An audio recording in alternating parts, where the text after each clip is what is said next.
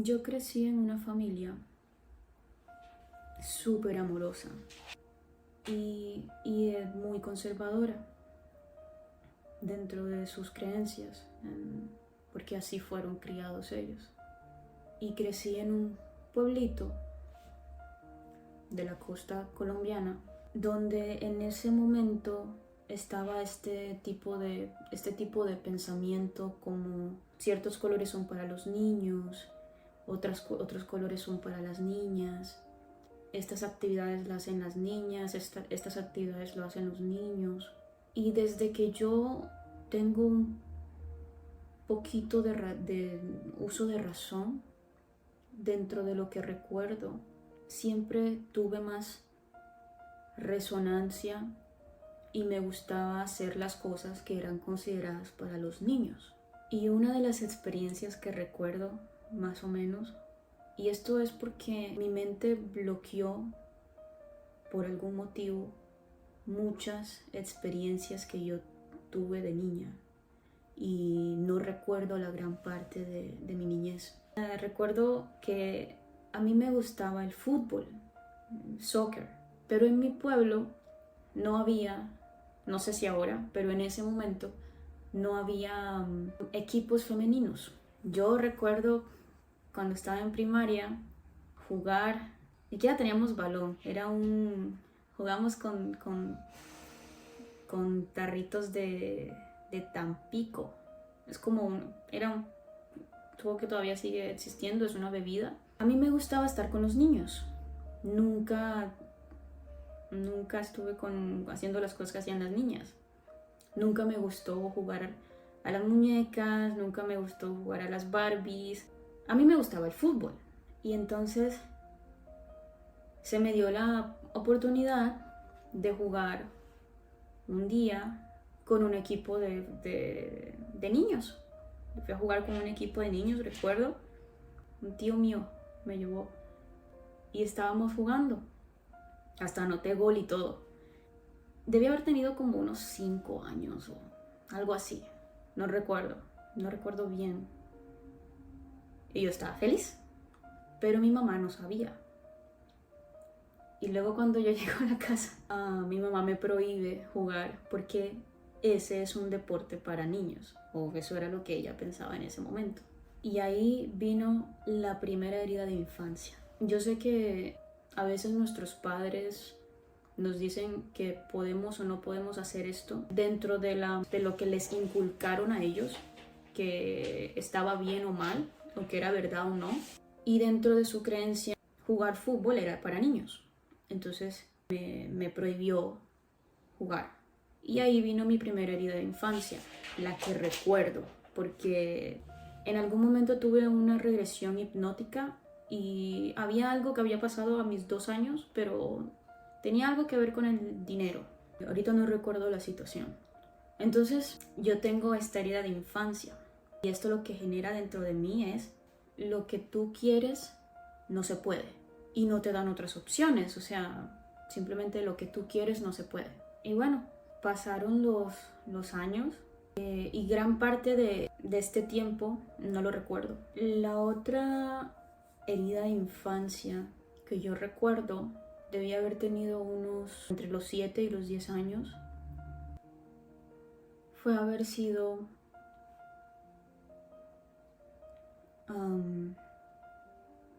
abusada sexualmente. Esto no lo sabe mi familia. Como 5 años después le conté a una persona y ya luego le conté a alguna pareja que tuve, pero nunca fue nunca lo hablé realmente. Y no fue traumático en el momento porque no hubo penetración como tal, pero sí fue extraño. Yo no sabía, yo no conocía y viví con eso mucho tiempo. Realmente ahora es que hablo de eso.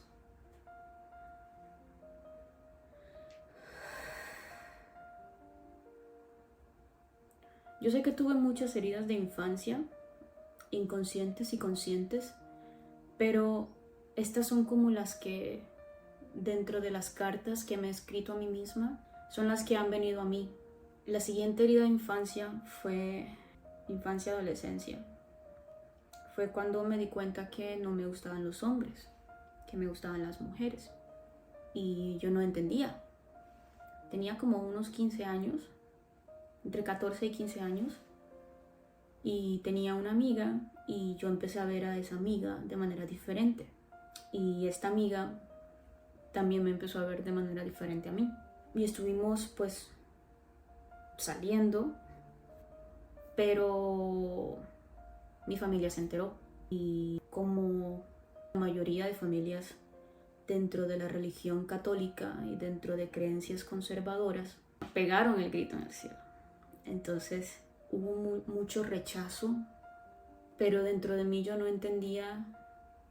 La Albi de ese momento era como, no es mi culpa, a mí simplemente me gusta alguien. Y ahí me cambian, me mudan del pueblito para una ciudad más grande, alejándome de esta amiga, pensando que se me iba a quitar y cosas. Recuerdo que durante esa experiencia, creo que duró más o menos como unos 6 meses, me quitaron el teléfono, me quitaron la computadora, yo no podía salir, era como la vergüenza de la familia.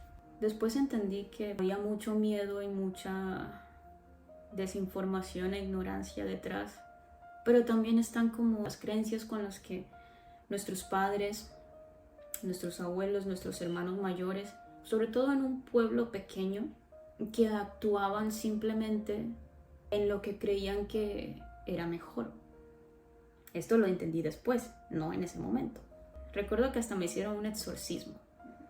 Me dijeron que el demonio del lesbianismo salga de este cuerpo.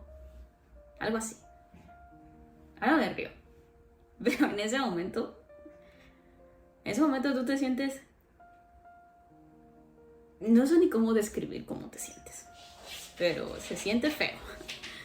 Entonces, cuando pasó esto, me cambian de ciudad, entro a un nuevo colegio y conozco a una persona, un chico, y empiezo a salir con ese chico. No sé si en ese momento buscando como que las cosas que mi familia, buscando que como que mi familia se tranquilizara. Aunque sí me gustaba el chico. Era muy lindo conmigo. O sea, y era bien raro porque nunca fui ni la más bonita del colegio, ni nunca fui, o sea, como la más femenina, ni nada de eso. Yo siempre mantuve esta parte de me gusta hacer las cosas que hacen los niños o lo que se supone que es para los hombres. Entonces yo jugaba fútbol, yo jugaba con los pelados del curso y a mí me decían que era machorra. Un término bien despectivo, pero bueno, así le decían a uno cuando no hacía lo que las personas creían que cómo se debería comportar una niña o una mujer. Y bueno, entonces empiezo a salir con este chico y tuvimos una relación muy bonita, pero llegó un punto en el que yo no era feliz, yo no me sentía yo y yo decido terminar la relación porque simplemente no me sentía yo, porque a mí no me gustaban los hombres. Yo no sé si esto tuvo que ver con esa experiencia que tuve cuando tenía 7 u 8 años, pero simplemente llegó un punto en el que yo no me sentía cómoda con esa persona. Entra otra persona, esta vez una mujer, y empezamos a salir. Empiezo a conectar con ella, a resonar con ella. Vuelve ese sentimiento y esa emoción y pensamiento de ok, esto es lo que a mí me gusta, esto es lo que yo quiero. Volvemos a esa segunda salida del closet y ahí es donde se vuelve un mierdero mi corazón, porque hubo muchos momentos nuevamente de rechazo, de ofensas, donde literalmente ya llegó un punto en el que yo a mi familia no la quería ver, en el que me costaba mucho estar en casa. Y fue muy duro porque es tu familia, ¿sí? Los que te han apoyado toda la vida y que te aman, pero al mismo tiempo son las personas que más te están lastimando. Y fue una época muy sufrida durante varios años, pero poco a poco no les quedó de otra, porque habían dos opciones: perdían una hija o amaban de manera incondicional. Yo me vengo a Canadá, me alejo, y eso ha sido lo más sanador que me ha pasado en la vida. De las cosas más bonitas que me pasó en la vida fue alejarme de mi familia. Yo estaba sola, no conocía a nadie. Había venido con otra persona, con una amiga, pero en el camino nos separamos, y durante todo ese tiempo que yo estuve acá, algo dentro de mi familia, como que hubo un cambio de chip, y las heridas todavía estaban ahí, yo no las había tocado. A mí siempre me había costado hablar con mi familia directamente, porque cada vez que tocaba el tema o lo que fuera, lloraba, o para ellos era como, de una manera u otra, le daban como que la vuelta a la torta, y terminaba yo siendo la mala. No importaba como lo que yo sintiera, lo que yo pensara. Entonces nunca volvía a tocar ese tema, no volvía a hablar con ellos al respecto.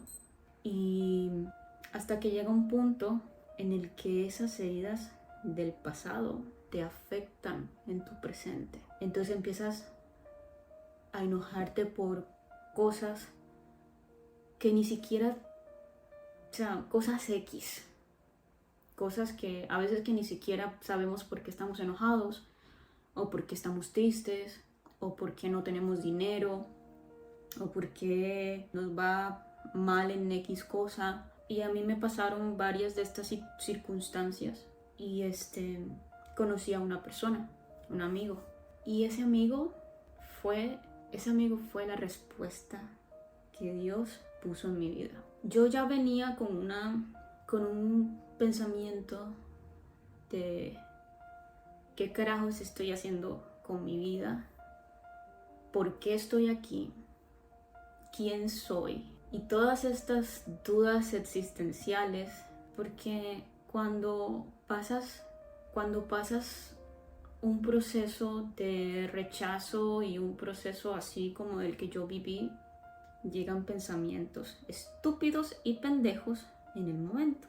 Y yo llegué a tener pensamientos de nunca lo intenté nada, simplemente eran pensamientos. Y luego de yo venir acá a Canadá, pasa un año, la herida está ahí, y vienen pensamientos empiezo como a tener estos pensamientos de quién soy, por qué estoy aquí, quién es Dios, porque yo estuve mucho tiempo peleada con Dios, y era como, ¿por qué carajos me mandaste o me hiciste así? Para que mi familia me rechace, para que los demás me rechacen, para tener problemas aquí y allá, solamente porque me gusta una persona que no es lo común.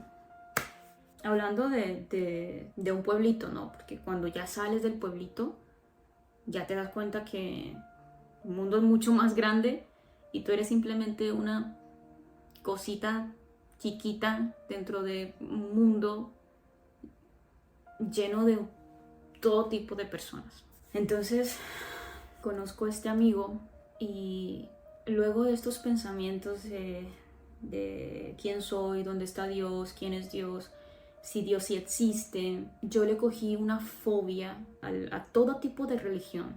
O sea, a mí no me podías mencionar a Dios, no me podías mencionar a Jesús. Yo no quería saber nada de la iglesia, de ninguna, no, o sea, no me peleé con Dios de una manera brutal. Cuando conozco a esta persona, yo había escuchado algo de meditación, que del yoga, que de la contemplación, pero nunca lo había puesto en práctica. Yo conocí a mi amigo por medio de otra persona, y esta otra persona a mí me dice, es que Perenganito medita, hace meditación y habla de espiritualidad y cosas así. Y yo, interesante. Entonces conozco a este amigo, y la pregunta que yo le hago es, ¿me puedes enseñar a meditar? No recuerdo exactamente las palabras que le dije, estoy segura que él sí lo recuerda. Y su respuesta fue algo así como, ¿quieres meditar o quieres saber más? Y fue de, quiero saber más. Y desde ahí, desde ese momento, empiezo a descubrir un montón de información que no tenía nada que ver con esa información del Dios castigador y al que había que temerle, que te da la iglesia. Empiezo a comprender, o sea, desde ahí empieza mi camino a la persona que soy hoy. Empiezo a aprender sobre espiritualidad, empiezo a ver a Dios como un Dios amoroso, empiezo a entender que todos somos uno, empiezo a entender que todas esas experiencias que yo viví, yo las escogí, fueron mi elección. ¿Por qué? Porque de ahí yo iba a aprender algo. Y otra cosa que un día entendí fue que no solamente era yo la que venía a aprender, sino que mi familia venía a aprender a través de mí. ¿De qué manera? El amor debe sobrepasar todo. El amor debe ser incondicional, porque si no, no amas. Tenemos que aprender a amar como Dios te ama a ti. A Dios no le importa si tú le pegas a alguien, si tú te comportas mal con alguien, le haces daño a alguien. A Él no le importa eso. Él te ama y ya. Ahora, que hayan consecuencias de esas cosas que tú haces, eso es diferente. Pero Él te ama de manera incondicional. Y empecé a sanar poco a poco, tocando esas heridas de infancia. Y la relación con mi familia fue cambiando poco a poco. Ellos aprendieron a amar de manera incondicional. Pusieron por encima el amor que le tenían a su hija y a su hermana, por encima de todas las creencias que les hubieron inculcado. Y eso, dentro de la evolución de la conciencia y el espíritu, es enorme. Entonces empiezo a sanar muchas cosas y mi relación con mi familia sana. Así que hay muchas cosas más por compartir, pero digamos que este es como un poquito de mi historia y de lo que les quiero compartir. Y nada, si hay algo que te puedes llevar de este video hoy, quiero que te quedes con este mensaje. Ama como Dios te ama a ti.